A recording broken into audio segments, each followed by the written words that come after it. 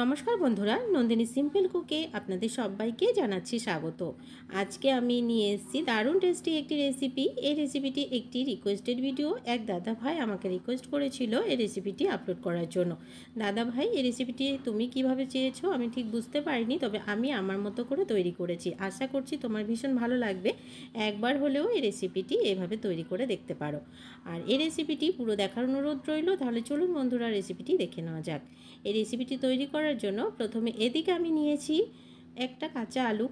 আমি আরও দুটো ব্যবহার করব, তো আমি একটা দেখানোর জন্য নিয়েছি এখানে 2 টুকরো আদা, 5 থেকে 6 কোয়া রসুন নিয়েছি, 4টে নিয়েছি কাঁচা লঙ্কা। এই সমস্ত কিছুকে আমি একটা ছোট্ট গ্রেটারের সাহায্যে একদমই মিহি করে গ্রেট করে নেব। এগুলোকে কিন্তু একদমই মিহি করে গ্রেট করে নিতে হবে। কোনো রকম বড় গ্রেটার দিয়ে গ্রেট করবে না, তাহলে অতটা ভালো লাগবে না রেসিপিটি। প্রথমে আমি রসুনগুলোকে গ্রেট করে নিচ্ছি।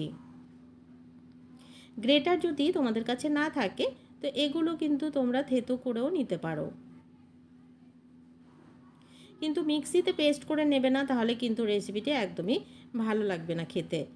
আদা কাঁচা লঙ্কা গ্রেট করে নেওয়ার পরে রসুন আর কাঁচা লঙ্কাটা গ্রেট করে নেওয়ার পরে এবারে আদাটাকেও গ্রেট করে নিলাম। এবারে আমি এখানে আলুটাকেও গ্রেট করে নিচ্ছি। এখানে আমি আরও দুটো এই একই সাইজের আলু ব্যবহার করব। মোট আমার 3টে আলু এখানে নিয়েছি, ছোট ছোট সাইজের। এবারে দিয়ে দিচ্ছি দুটো ছোট করে কেটে রাখা পেঁয়াজ।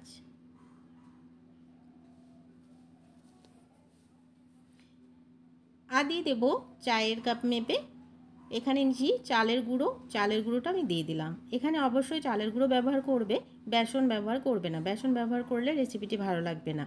এবারে দিয়ে দিচ্ছি স্বাদ মতো লবণ,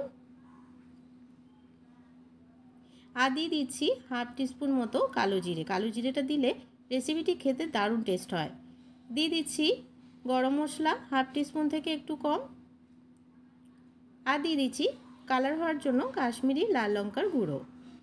সব কিছুকে খুব সুন্দর করে মেখে নেব। কোনো রকম জল ব্যবহার করব না এখন।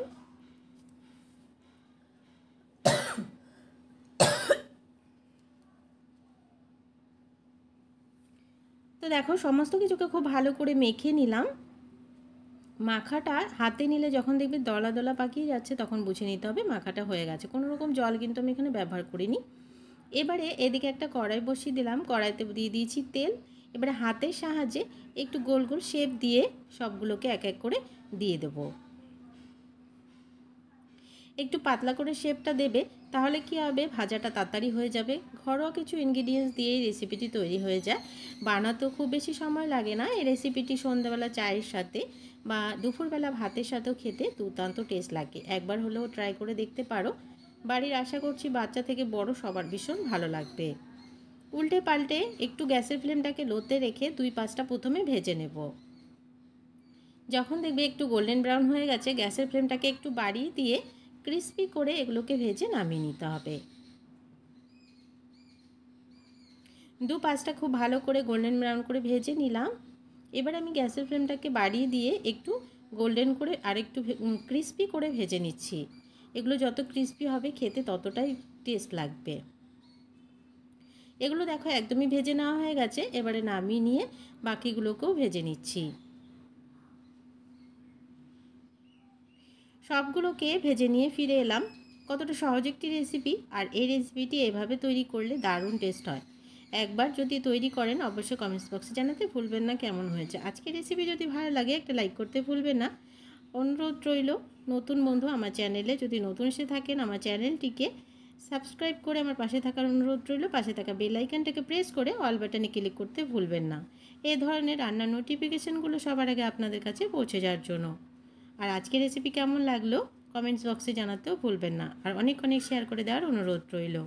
আর দাদা ভাই, তোমার যদি এই রেসিপিটি ভালো লাগে অবশ্যই ট্রাই করলে আমাকে কমেন্টস বক্সে জানাতে ভুলবেন না। আজকের মতন এখানে শেষ করছি। সবাই ভালো থাকবেন, সুস্থ থাকবেন। চলে আসবো অন্য কোনো দিন অন্য রেসিপি নিয়ে।